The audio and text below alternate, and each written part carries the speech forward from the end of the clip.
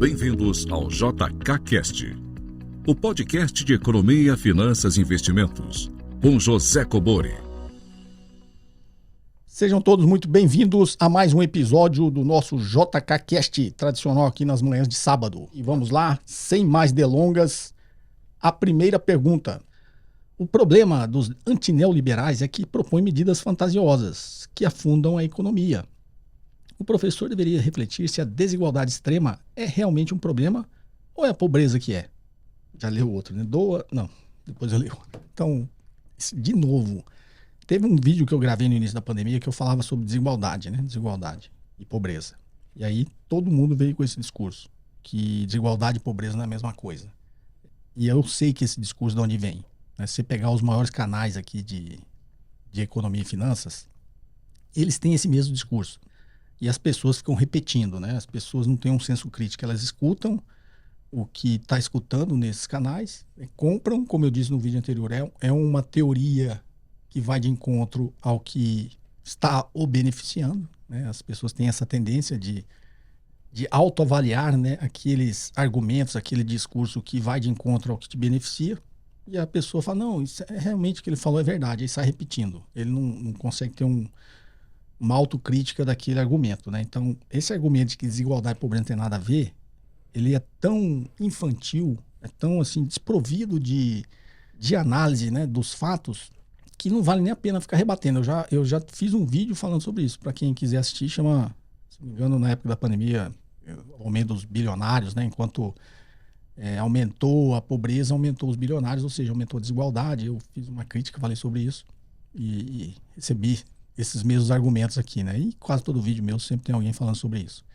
Primeiro, a economia é um estudo porque os recursos são escassos. Então, parte do pressuposto, todo mundo sabe, não tem nenhum recurso ilimitado. Né? Nem ar é ilimitado, nem água é ilimitada. Então, não existem recursos ilimitados. Então, a economia é um estudo que parte do pressuposto que os recursos são escassos.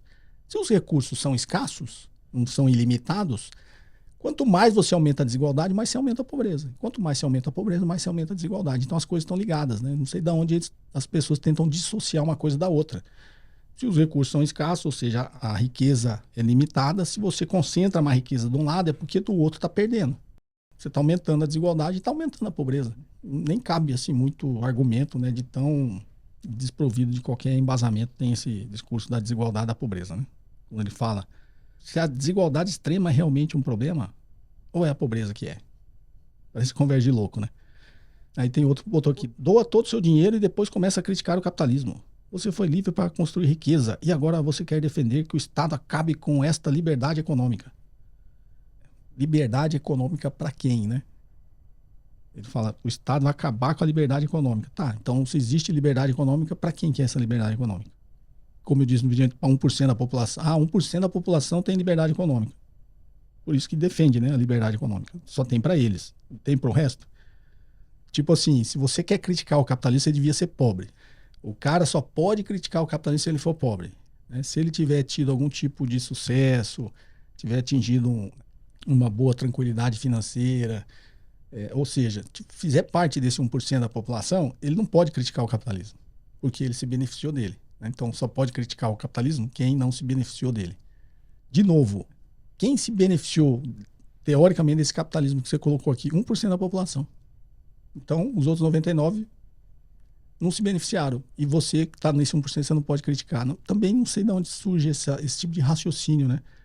O cara fala assim, e isso é sempre assim, tá? Você pegar em tudo aqui, sempre tem esse discurso, né? Mas você se beneficia e você critica. Por que não? Eu não posso querer que os outros também tenham benefício disso, só eu tenho que ter. Então, se eu estou criticando, não interessa se eu faço parte desse 1%. Estou criticando porque eu acho errado. Estou criticando porque eu acho que mais gente deveria se beneficiar do sistema, não só 1%. Então, também é um discurso meio desprovido de qualquer embasamento, qualquer elemento, qualquer... nesse caso aqui, de qualquer compaixão, né? De qualquer empatia com o outro. Você tem dinheiro e está criticando o capitalismo. Só pode criticar o capitalismo porque ele não tem dinheiro. Não sei de onde tirou isso. Acho que é por isso que pintaram que o Keynes é comunista, né? O Keynes era capitalista. Toda a teoria dele foi desenvolvida para o capitalismo não falir. Foi desenvolvido para corrigir, teoricamente, na visão dele, corrigir o capitalismo. Aí, como ele fez uma teoria criticando, ele é comunista. Então, eu falei no último vídeo, a gente tá assim muito polarizado, né? A gente tá polarizado justamente por isso, a gente não quer escutar o argumento do outro. Meu vídeo foi todo, inclusive foi um vídeo que eu fiz assim com um teor, né, não é de conciliação, é de chamar as pessoas para sair dessa radicalização, né, de querer escutar o outro, né?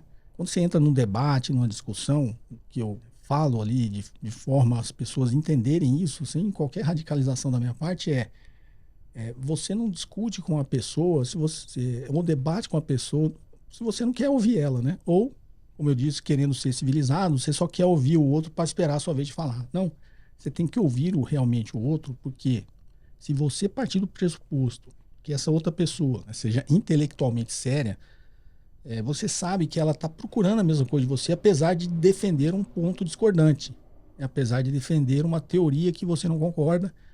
Se é uma pessoa razoavelmente boa, ela está com o mesmo objetivo, ela quer o bem de todo mundo, né? Só que ela defende que vai chegar lá de uma outra forma, e você também quer o bem de todo mundo, você defende que vai chegar lá de outra forma. Então, se o diálogo está nesse sentido e você começa a escutar o argumento do outro, você vai ser modificado. Assim como outra pessoa, se escutar o seu argumento, vai ser modificada e vocês podem trilhar, né, de forma a evoluir em direção a esse bem comum, né, que todo mundo deseja. Então, o meu vídeo foi nesse sentido de chamar as pessoas de que se você acredita numa teoria, e o que eu digo é que a teoria está errada, isso é um fato. Se a teoria dominante, né, conseguiu, em mais de 40 anos, proporcionar o bem-estar de só 1% da sociedade, ela está errada, porque a economia, como ciência social, ela é uma ciência que busca o bem-estar de toda a sociedade. Então, se só está para 1%, obviamente está errada, não tem nem o que discutir. Então, se a gente parte do pressuposto que essa teoria dominante está errada, a gente tem que buscar soluções, e é o que eu tenho feito. Tenho me aberto a outros argumentos, tenho lido outras literaturas, para tentar entender onde é que está errado, onde é que está errando, né? E isso, como ciência social, analisando também a natureza humana. Então, a natureza humana faz parte disso tudo, porque é uma ciência social e não é uma ciência exata, tá? Então, a gente tem que buscar uma solução para a maioria da sociedade, né? E o que eu gravei esse vídeo é mais chamando as pessoas a abrir um pouquinho, né? Assim, você não pode olhar para a sociedade só de uma forma estética, né? Então você passa na rua, você vê muita gente, inclusive no Congresso, né? O Congresso, na verdade, é um reflexo da sociedade. Por isso que a gente, como sociedade, tem que discutir. O Congresso vai mudar se a sociedade mudar. Aquelas pessoas estão lá porque alguém colocou. Então você vê um discurso muito voltado, assim, para intolerância, né? O cara é drogado, tá na Cracolândia, tem que matar, tem que prender, tem que tirar. O cara é morador de rua, vi notícias esses dias que tá pessoal com maldade, né? Exterminando essas pessoas de outras formas, né? Aí você vê vários discursos nesse sentido, né? De que o diferente não é tolerado, de que existe uma estética que você tem que seguir. Uma estética, a pessoa, você olha para a pessoa, se ela for feia, você não sabe o que está atrás, a beleza interna da pessoa, você está olhando externo, né? Ou seja, a gente tem uma visão estética. Isso digamos assim, se você não se policiar, você tem realmente essa... Então, quando eu chamo da compaixão que eu falei no vídeo, assim, os seus pais, você não olha para o seu pai, para sua mãe, você não acha eles feios. Por mais que, teoricamente, na estética vigente, eles sejam. Porque você não olha para a estética dos seus pais. Você está olhando, você ama sua mãe, você acha ela uma mulher linda. Assim como você olha para o seu filho, sua filha, você acha sua filha linda.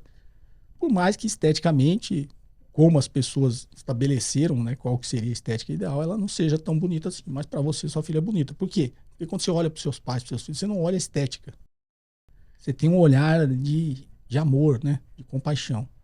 Por que não estender isso para todo mundo, né? Quando você olha para um morador de rua, esteticamente, pelo que a sociedade julga que seja beleza, ela pode ser uma pessoa feia. Mas tente olhar como se estivesse olhando sua filha. É um ser humano ali, né? Esteticamente, não olha para a estética, entendeu? Até porque as pessoas não têm histórias de vidas similares, iguais. E novamente, eu sempre cito aquele livro do Taleb, né? Chama Iludido pelo Acaso. Ele fala o Iludido pelo Acaso muito mais voltado para o mercado financeiro, né? Das pessoas que ganham dinheiro e acham que foi um mérito dela. Ela é um gênio das finanças e ela ganhou dinheiro e muitas vezes foi uma jogada do acaso, né? Foi sorte. E assim como olhar para a vida como um todo, né? Você que é dentro dessa crítica eu faço ao que todo mundo chama de meritocracia, né? De novo, esses canais aqui, os maiores canais de finanças, eles pregam esse negócio da meritocracia, que a pessoa só é pobre porque não se esforça. Isso me gera até uma certa revolta, né? A pessoa se esforçasse, né? Se economizasse R$ 50 por mês, se não sei o quê, ela não seria pobre. Ela consegue sair dessa situação. Alguns conseguem, mas é exceção. A gente não pode olhar para a exceção, a gente tem que olhar para a regra. De cada 100, o cara nasceu, não tinha pai, não tinha mãe, vendia balinha no semáforo e depois virou juiz de direito. É mérito dele? É mérito, mas é uma exceção. Então as pessoas tentam transformar a exceção em regra, e não é. A gente tem que tentar melhorar a regra, né, para que todos possam ter a mesma condição de igualdade. Então esses canais, você vê eles fazendo esse tipo de lavagem cerebral, né, de crítica, de meritocracia, e falar que a pessoa é pobre, que não se esforça, me gera uma revolta, porque ao mesmo tempo ele sai de um restaurante caríssimo aqui em São Paulo, aí ele pega a marginal, sei lá, umas 10 horas da noite, 11 horas da noite, para quem anda na marginal, você sabe o que eu tô falando, passa um trem do lado, lotado de gente, de trabalhador, que acordou às 4 horas da manhã para poder chegar no trabalho às 7, 8 horas, pegou esse mesmo trem de manhã cedo e 10, 11 horas da noite tá pegando o trem de volta, vai dormir depois da meia-noite. E 4 horas da manhã, amanhã tá acordado de novo. E tá lá espremido igual uma sardinha no trem. Aí esse mesmo cara que tá passando um carrão olhando para esse trem, ele fala que o cara só é pobre porque não se esforça. É como se aquela jornada que a pessoa tá tendo, que você tá vendo, não é um esforço. Esforço é ele, que nasceu numa família rica, estudou nas melhores escolas, fez as melhores faculdades, fez MBA, né? Aí com 25 anos, aí o papai falou assim, agora você vai pro mercado, você vai trabalhar. Aí ele vai lá, trabalha, né? Consegue os empregos porque é de um mínimo foi indicado por alguém, ou é uma de família, ou tem realmente um currículo muito bom. E aí ele fala que é mérito. Ele teve o seu mérito, né? O coitado lá que nasceu sem condições, né? Nasceu numa família pobre, não pôde estudar, teve que trabalhar quando criança e tal. Aí ele acha que aquele cara ali não tem o mesmo mérito que ele. Lógico, não teve a mesma condição de oportunidades, né? Igualdade de oportunidades. Então, é contra isso que eu acho que a gente tem que lutar e olhar. Quando eu falo da compaixão, é isso, né? Você não olhar esteticamente as pessoas, tá? Porque quando você olha aquele cara lá na Cracolândia, você tem um olhar estético. Tenho certeza, eu conheço muita gente que tem familiares, amigos que acabaram se drogando e chegando nessa situação, e aí a mãe, o pai vai lá buscar. O pai e a mãe não vê o filho dele como os outros que estão lá. Ele vê o filho dele porque teve algum problema, entrou nas drogas e chegou naquela situação. Mas a mãe, quando vai lá buscar, ela não vê o filho dela como um drogado. Ela vê como o filho dela. Ela não está olhando para a estética do filho dela, se ele está sujo, se ele está sem dente, se ele está realmente completamente drogado. A mãe não vê ele com esse olhar. A mãe vê ele com o olhar do filho dela, do ser humano que está ali. Não vê a estética, né? A roupa, não vê. Então a gente tem que tentar estender esse olhar, né? E um olhar estético. As pessoas tiveram histórias de vidas diferentes. A gente precisa ter uma solução, uma política pública que solucione isso. Ou busque a solução. Solução 100% a gente não vai achar. A gente tem que minimizar os danos de quem chegou a essa situação. Quando eu falo iludido pela casa, assim, quando você nasceu, você não escolheu onde você ia nascer, na família que você ia nascer. Quando eu nasci, depois de um certo tempo, né, comecei a me entender por gente, eu vi que eu podia comer, né, que eu tinha pai e mãe, que estava numa família de classe média, que eu não precisei, apesar de ter trabalhado desde os 10 anos, mas não foi porque eu precisava comer, foi porque eu quis. Minha família, eu poderia não trabalhar, mas eu estava numa família que eu não precisava trabalhar para ajudar, né, a sustentar a família. Uma boa casa. Então, foi um acaso eu ter nascido nessa família, né? Teve outra pessoa também que nasceu, de repente, quando ela começou a se entender por gente, ela viu que estava numa família muito pobre, não tinha o que comer, precisava trabalhar lá, vender balinha para poder ajudar a mãe a sustentar a casa, né? Não pôde estudar, justamente porque tinha que trabalhar. E essa pessoa teve uma história de vida diferente que pode ter levado ela para um lugar diferente que você, obviamente. Quando eu falo a regra, né? Obviamente tem exceções que o cara, como eu disse, chegou lá. Mas a grande maioria não tem. Por quê? Porque não teve a mesma igualdade, né? Não teve as mesmas oportunidades, não teve as mesmas condições de vida. Então, quando você olhar para uma pessoa, não olhe com um olhar estético, né? Olhe assim, tem um ser humano ali que teve uma história de vida diferente. que não foi igual a minha. Pode até ter sido. O cara nasceu numa família rica, como eu disse, conheço muita gente que chegou nessa situação tendo nascido numa família rica, tendo tido todas as oportunidades e chegou. Mas a grande maioria das pessoas que chegam é realmente porque teve uma história de vida muito mais difícil que a sua. Então não olhe de um jeito estético, porque um pai ou uma mãe, quando vai buscar um filho drogado num lugar desse, ela não tem um olhar estético, né? Ela está vendo o ser humano. Então o que todos nós temos que tentar é ver o ser humano por trás daquilo ali. Obviamente, gente, existe o livre-arbítrio, tem gente que escolheu, né, esse caminho, mas, novamente, escolheu porque talvez também não teve as mesmas oportunidades, né? Isso não é uma justificativa que o cara tem que se drogar, o cara tem que virar bandido. Eu estou dizendo que, como sociedade, a gente falha, né? A gente está falhando como sociedade para estar nessa situação. Então, okay? Não é possível a pessoa nos comover vendo gente, há um tempo atrás, né, em fila para pegar o osso que o supermercado jogava fora, que o açougue jogava fora. E aí o livre mercado fez o quê? Opa, tem demanda agora para osso. Começaram a vender os ossos. A gente não pode achar isso certo. A gente não pode achar isso normal. É a história do mercado. Opa, tem demanda, então precifica, né? Aí as pessoas estavam na fila para catar o osso que era de graça, não foram mais porque começaram a vender.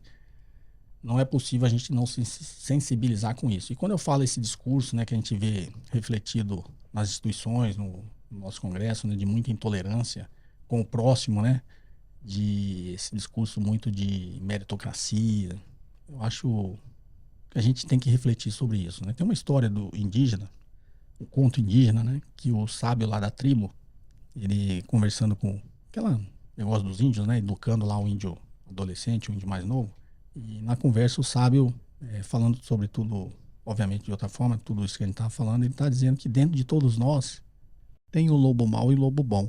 E é uma verdade, né? Todos nós temos dentro da gente um lobo mau e um lobo bom.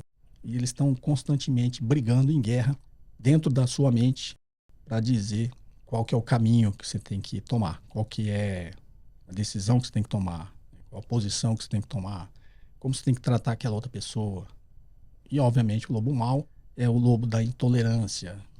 E aí, certo ponto, no conto, o índiozinho pergunta pro sábio, né? Tá, mas nessa guerra e nessa briga, quem é que vai ganhar? Aí o sábio diz para ele que o lobo que vai ganhar é aquele que você alimentar. Então, eu acho que a gente tem que alimentar o lobo bom, tá? Porque todos nós temos um lobo mau dentro da gente.